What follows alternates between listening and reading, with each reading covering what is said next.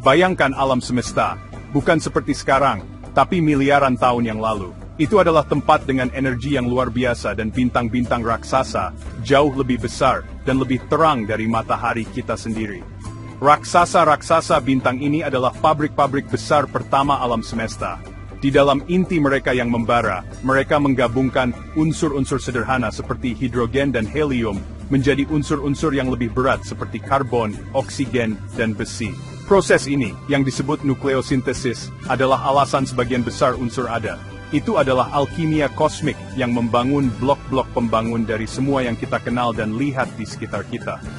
Tanpa tungku-tungku bintang kuno ini, alam semesta akan menjadi tempat yang jauh lebih sederhana, dan jujur saja, jauh kurang menarik.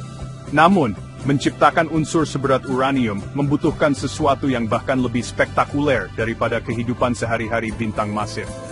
Proses fusi di dalam inti bintang memiliki batasnya, umumnya berhenti pada besi. Untuk menempa unsur-unsur terberat di tabel periodik, Anda membutuhkan peristiwa dengan pelepasan energi yang tak terbayangkan dan banjir partikel yang disebut neutron. Disinilah alam semesta menampilkan pertunjukan kembang api paling dramatisnya. Unsur-unsur yang lebih berat dari besi, termasuk emas, platinum, dan subjek kita, uranium, tidak lahir dalam cahaya lembut kehidupan bintang, tetapi dalam kematiannya yang dahsyat dan meledak. Peristiwa kosmik ini adalah supernova. Ketika bintang masif kehabisan bahan bakar nuklirnya, ia tidak dapat lagi menopang beratnya sendiri yang sangat besar. Intinya runtuh dalam sepersekian detik, dan lapisan luarnya meledak keluar dalam ledakan raksasa. Ledakan ini sangat kuat, sehingga dapat mengalahkan seluruh galaksi untuk waktu yang singkat. Di lingkungan yang kacau dan berenergi tinggi, inilah keajaiban terjadi. Sebuah proses yang disebut proses air, atau penangkapan neutron cepat, terjadi. Inti atom dibombardir dengan badai neutron yang padat, memaksa mereka membengkak dan menjadi sangat berat, membentuk uranium dan unsur-unsur berat lainnya, sebelum mereka memiliki kesempatan untuk meluruh. Jadi, ketika Anda memikirkan uranium, jangan hanya membayangkan sebuah batu. Bayangkan kekerasan yang luar biasa dari kematian bintang. Setiap atom uranium di planet kita adalah sisa kecil dari bintang yang telah lama mati, sebuah souvenir dari salah satu ledakan paling kuat yang dapat dihasilkan alam semesta. Unsur-unsur ini kemudian tersebar di seluruh kosmos seperti debu kosmik, menaburkan awan antar bintang dengan bahan baku untuk bintang-bintang masa depan, planet-planet masa depan, dan akhirnya untuk kita. Kisah uranium dimulai bukan di bumi, tetapi di jantung bintang yang meledak miliaran tahun yang lalu. Setelah ditempa dalam kekacauan api supernova, unsur-unsur berat yang baru terbentuk ini, termasuk uranium kita yang berharga, tidak hanya diam di tempat. Mereka terlempar jauh dan luas melintasi galaksi, bercampur dengan awan gas dan debu yang luas.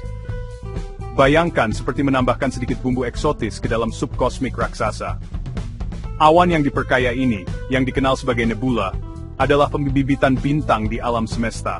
Mereka melayang di ruang angkasa selama jutaan tahun, perlahan-lahan mengumpulkan materi, berputar di bawah tarikan gravitasi yang lembut namun gigih. Tata surya kita sendiri memulai hidupnya sebagai awan seperti itu. Cakram gas dan debu yang berputar yang ditaburi warisan bintang-bintang kuno yang meledak. Sekitar 4,6 miliar tahun yang lalu, gangguan, mungkin gelombang kejut dari supernova lain di dekatnya, menyebabkan sebagian dari awan kosmik ini mulai runtuh dengan sendirinya. Saat runtuh, ia berputar semakin cepat, merata menjadi cakram, mirip seperti pembuat pizza memutar adonan. Di tengah cakram yang berputar ini, materi menjadi sangat padat dan panas, akhirnya menyala membentuk matahari kita. Materi yang tersisa di cakram, penuh dengan segala sesuatu mulai dari hidrogen sederhana hingga uranium yang kompleks, yang ditempa oleh supernova, mulai menggumpal. Ini adalah awal mula tata surya kita, lokasi konstruksi dengan skala kosmik. Gumpalan debu dan gas ini tumbuh lebih besar melalui proses yang disebut akresi. Partikel-partikel kecil saling menempel, membentuk kerikil, yang kemudian bertabrakan dan bergabung membentuk batuan, lalu planetesimal, dan akhirnya, planet-planet yang kita kenal sekarang, termasuk bumi kita sendiri. Karena uranium adalah unsur berat atau padat, ia secara alami menemukan jalannya ke dalam material batuan yang membentuk planet-planet terestrial seperti Bumi, Mars, dan Venus. Jadi, uranium yang ada di planet kita saat ini tidak dibuat di sini. Itu adalah bahan yang sudah ada di bumi sejak awal, seorang penumpang gelap dari ledakan bintang kuno. Saat bumi muda terbentuk, ia adalah bola yang panas dan cair. Dalam wadah planet ini, unsur-unsur yang lebih berat cenderung tenggelam ke pusat. Sebuah proses yang disebut diferensiasi planet. Inilah mengapa bumi memiliki inti besi nikel yang padat. Namun, uranium memiliki sifat kimia yang aneh. Ia adalah apa yang oleh para ahli geologi disebut litofil, yang berarti pecinta batuan.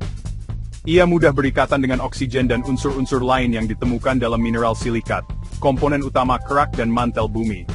Jadi, alih-alih tenggelam sepenuhnya ke inti, sejumlah besar uranium tetap bercampur di dalam lapisan batuan planet kita, memastikan ia akan dapat diakses di dekat permukaan. Meskipun uranium tersebar di seluruh batuan awal bumi, awalnya sangat tipis seperti taburan gula di atas kue yang sangat besar. Agar menjadi sumber daya terkonsentrasi yang kita gunakan saat ini, ia membutuhkan bantuan proses geologis bumi sendiri, bertindak seperti mesin penyortir raksasa yang bergerak lambat selama miliaran tahun. Salah satu pemain terpenting dalam kisah ini adalah air panas, yang bersirkulasi jauh di dalam kerak bumi, bertindak sebagai pelarut yang fantastis. Ia dapat melarutkan sejumlah kecil uranium dari volume batuan yang sangat besar, membawanya saat mengalir melalui retakan dan lapisan berpori. Air yang kaya uranium ini tidak melakukan perjalanan selamanya. Ketika ia bertemu dengan perubahan lingkungan kimianya, misalnya area dengan banyak bahan organik atau kekurangan oksigen, kimia berbalik. Uranium yang terlarut tidak lagi stabil dalam air dan mengeras kembali menjadi bentuk mineral. Selama jutaan tahun, proses ini dapat mengendapkan sejumlah besar mineral uranium di area yang relatif kecil. Beginilah cara banyak endapan biji uranium utama dunia terbentuk. Ini adalah proses yang lambat dan sabar, yaitu pelindian dari satu tempat dan konsentrasi di tempat lain, didorong oleh air dan geologi. Proses geologis kunci lainnya yang bertanggung jawab untuk mengkonsentrasikan uranium berkaitan dengan pembentukan jenis batuan tertentu, terutama batuan beku seperti granit.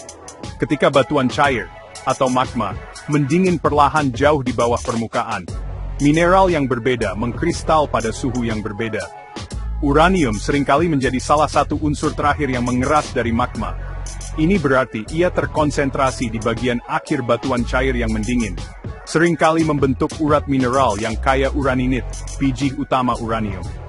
Formasi granit ini, yang kemudian terekspos oleh erosi, seringkali merupakan lokasi utama untuk eksplorasi uranium.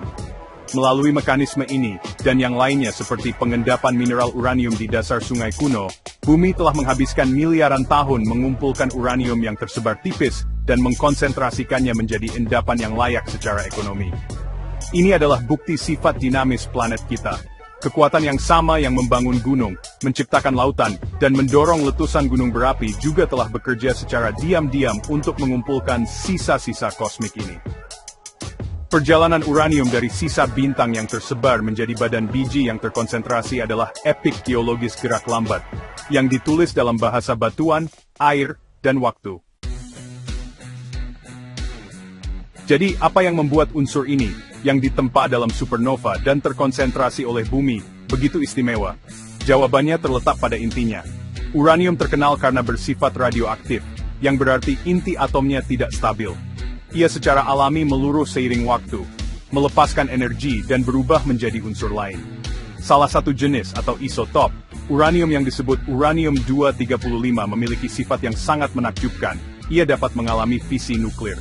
Ini berarti bahwa ketika intinya ditumbuk oleh neutron, ia dapat terbelah, melepaskan sejumlah besar energi dan lebih banyak neutron, yang kemudian dapat membelah atom U-235 lainnya, menciptakan reaksi berantai yang berkelanjutan. Kemampuan untuk melepaskan energi dalam jumlah besar dari sejumlah kecil massa inilah mengapa uranium sangat penting bagi umat manusia. Ini adalah bahan bakar utama untuk pembangkit listrik tenaga nuklir di seluruh dunia. Dalam reaksi berantai yang terkontrol, panas yang dihasilkan oleh fisi uranium digunakan untuk merebus air, menciptakan uap, dan memutar turbin untuk menghasilkan listrik. Proses ini menghasilkan sejumlah besar daya tanpa melepaskan gas rumah kaca yang berkontribusi terhadap perubahan iklim, menjadikannya komponen penting dalam percakapan tentang energi bersih. Satu pelet bahan bakar uranium, seukuran permen jeli, dapat menghasilkan energi sebanyak 1 ton batu bara. Selain energi, uranium memiliki kegunaan penting lainnya.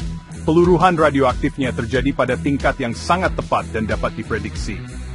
Dengan mengukur rasio uranium terhadap produk peluruhannya, seperti timbal dalam sampel batuan, para ilmuwan dapat menentukan usia batuan dengan akurasi yang luar biasa. Teknik ini, yang disebut penanggalan radiometrik uranium timbal, adalah salah satu alat kita yang paling ampuh untuk memahami sejarah bumi. Ini telah memungkinkan kita untuk menentukan usia batuan tertua di bumi, menentukan usia planet itu sendiri, dan menyusun garis waktu evolusi kehidupan selama miliaran tahun. Dari kelahirannya yang dahsyat di jantung bintang yang sekarat, hingga perjalanannya yang panjang ke bumi yang baru lahir, uranium telah menjadi bagian dari kisah planet kita sejak awal.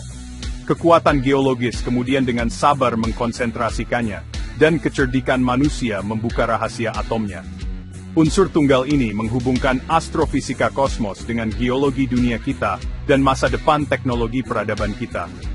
Ini adalah pengingat yang kuat bahwa kita, dalam setiap arti kata, terbuat dari debu bintang, dan kita telah belajar memanfaatkan kekuatan kuno bintang-bintang itu sendiri.